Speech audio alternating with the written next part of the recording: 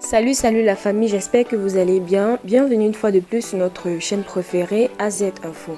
Aujourd'hui, on se note une nouvelle information du côté du Mali. Le richissime opérateur économique a rendu l'âme le 24 novembre dernier à Bamako après une longue maladie. Rachid Lawal avait été enlevé en décembre 2021 par des hommes armés, puis libéré en janvier dernier après paiement d'une rançon estimée à de dizaines de millions de francs CFA. Au cours de cet enlèvement, il aurait été blessé par balle et subi des mauvais traitements. Au lendemain de sa libération à Gao en janvier 2022, il avait été évacué sur Bamako pour suivre des traitements adoptés.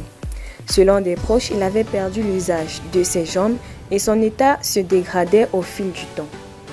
Des mois après sa libération, un réseau de kidnappeurs avait été demandé à Gao. Plusieurs individus ont été arrêtés. Toutefois, on ignore s'ils ont un lien avec le rap de Rachid Lawal et d'autres avant et après lui. Les populations locales continuent d'entretenir l'espoir de la main de la justice qui ne tremblera pas.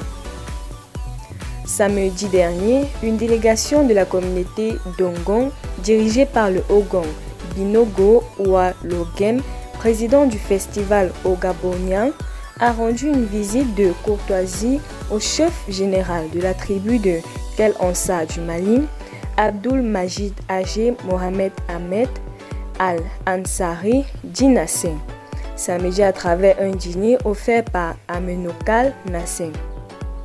L'objectif de cette visite était de renforcer les liens de fraternité et de cousinage existants entre les deux communautés pour vivre ensemble et la cohésion sociale entre les voisins du Méchou. Restez toujours courtois en commentaire et respectez les règles de communauté.